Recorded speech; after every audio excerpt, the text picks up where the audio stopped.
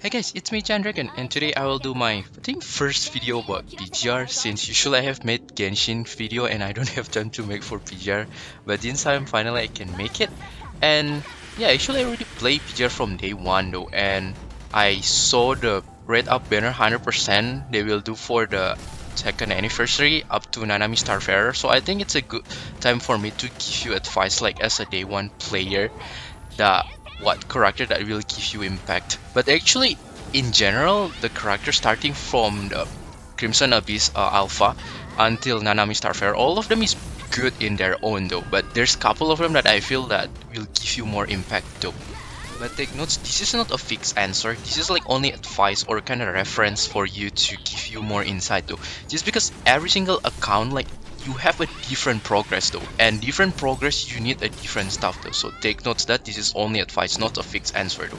Let's start first with number 5, which is my choice will go to Rosetta. Rosetta is still pretty much a very good like tank physical, and she also has like the high damage burst or ultimate, and later on Bianca Abystigma or Bianca Alter patch, she will get reworked and her ultimate will get like another extension, so it's make like Rosetta even better in here.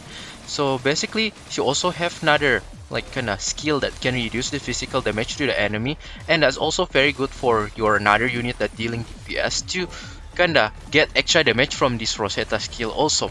And later like maybe if you kinda consider to get the weapon 6-star and even to make SSS, she even become better to give this reduction of the physical defense to the enemy though.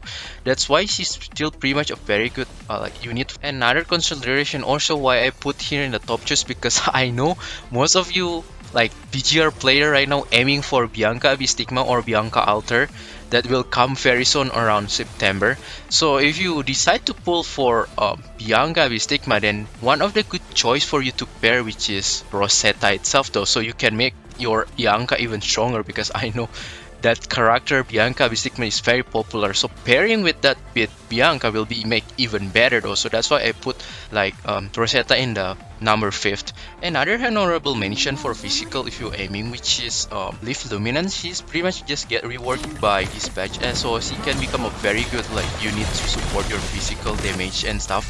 But the things that I don't really put in the my priority, just because she soon later in couple patch later will get replaced by Arisa, and Arisa is even like better because amplifier and physical have the time like calculation, so she just way better in there.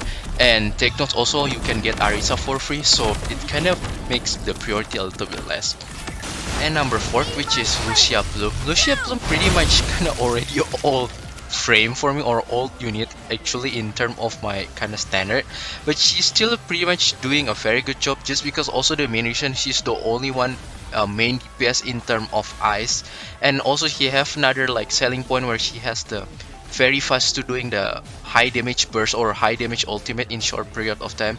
That's why you can use this also in some of the content that need to be a little bit speedrun or clearing like timing based, because this is a really advantage if you can doing like burst high damage in very short period. So she's pretty much doing a very good job as a DPS in here, and a couple of content she's pretty much kinda good in terms of in general. Another consideration that later in couple patch, probably around January, we will get the free ice amplifier, which is Ayla Kaleido, that you can even pair with your Lucia Bloom though. So if you pull right now and then later in couple months later you will get your upgrade in your ice team though for free without you have to spend so much PC, so you can make your ice team stronger with just a low investment. That's why I still recommend you for you to pull Lucia Bloom, although she already old. Another honorable mention that you can consider, which is Chrome Glory. Chrome Glory pretty much can good for your addition for your ice team unit, and especially if you already have like Bloom Lucia, then later in January you will get like ice amplifier for free, and then you will get the full team of your ice itself though. And pretty much Chrome can give you like improvement in your quality of life, especially in ice team, just because he has a very good tank mechanic and very easy to play. Like you can hold just basic attack, you get like 3 ping and you will get the burst, and then like he also can like freeze the enemy. It's basically help for you to kind of improve your quality of life, because right now my ice team don't have Chrome and I feel like my rotation is very scuffed. like I comparing in couple trial run, like with Chrome Glory, it feels a lot smoother though. So if you kind of want to improve your quality of life, you can consider with Chrome Glory. The reason why I didn't put in the top choice is that his tank that I always prioritize like DPS or attacker, because I think in PGR DPS or attacker is more important than that tank. And number third, which is Nanami Starfarer. Nanami Starfarer is tank in fire element, and she's pretty much has like the most recent mechanic, which is the time stop mechanic, which is it's very advantageous if you want to play time-based content like Norman or probably like Warzone content like that. And she is also good to support, not as a tank that kinda help you to not die. And also she has like reducing like fire resistance, especially if you have the weapon and also make it like double S, then she's pretty much very good unit though. And her damage dealing is pretty much also not bad though for me as a temporary while we are waiting with the S rank of new Omniframe like Hyperreal. And even though you have like Hyperreal like S Lee later, you can pair with like Nanami and they can become a very good like team in fire team. And that's why she also still pretty much very good in terms of long term, that you can get a very strong fire unit though, or in probably like couple man, because we only need like couple man to get Ashley also. That's why pulling Nanami also one of the very good consideration, because Nanami is not just a tank, also very good supporting to make your fire team damage become a lot stronger for your DPS. Another honorable mention for me to mention, which is Selena Capriccio. Selena Capriccio is still pretty much a very good unit in terms of dark element, and she is a dark amplifier, and she also considered a second gen of unit that she has the mechanic of time stop. That's why it's very advantageous for you if you want to clear content that have time based like content like Warzone, something like that though. And she also good like replacement for your Farah Rosen, especially if you don't have the triple S plus Farah Rosen, then Selena Capriccio is still pretty much a good unit for you though, for you to have, because it will kind of boost your tank like DPS. But the reason why I didn't put like her in the list, you can get her for free in the mode that I cannot pronounce, what Recita 50 something Fantasia, so you can get for free though. So I only recommend you to pull Selena Capriccio on 100% rate banner only if you are aiming to get your Selena Capriccio triple S faster, or if you are a spender though. And also she's not fully optimized if you don't get triple S. So if you already have like your SSS plus or Farah Rosen, or you kind of still kind of collect the shard eventually and you know you will get like triple S Farah Rosen, then yeah, the reason for you to get like base S Selena Capriccio is not really that valuable though. And number second, which is Fira Garnet or Farah Garnet, I don't know which one is correct, but Fira is still pretty much one of my favorite character in PGR, just because the way you use in like Fira Garnet is just very simple, tripping until you get 3 gauge and then hold basic attack and bang, you deal higher damage of DPS though. But take note, she is a tank, but she also deal a lot of DPS, so she's right now basically have 2 jobs, main DPS and tank. So she's very good right now, and she's even better than Veritas on some of capacity, just because Veritas, she's not bad, but she's not consistent, just because you're very dependent on like red, pink, 3 and then 1 blue orb. So if you don't get blue orb, then your DPS will go down so much.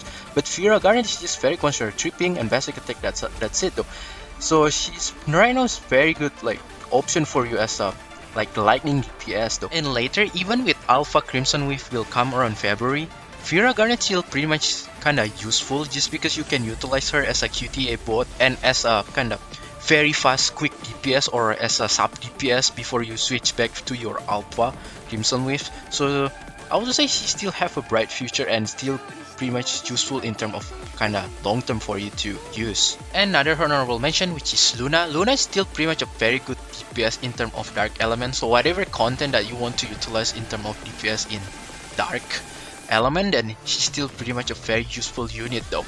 But the reason why I didn't put her in my top list and only honorable mention, just because later, a year later, yeah, it's still very long, but she will getting replaced by Lamia though. And she also have another alternative if you don't want to use Luna anymore, which is you can go through the this patch which is Karina Shear, and you can just aim like double S3 with the signature weapon, then your Karina can substitute your Luna though. So because of that, Luna value, if you kind of become a very visionary, like looking very long term, she will get replaced in a year though.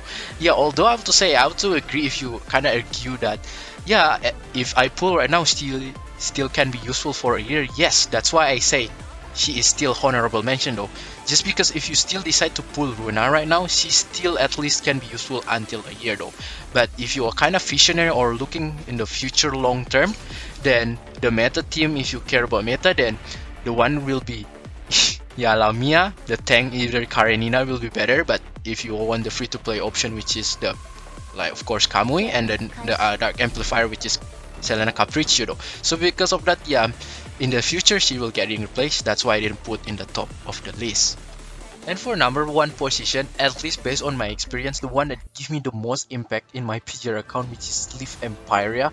Leaf Empire is amplifier in Fire team, but she's also does a lot of stuff besides like this pickup amplifier.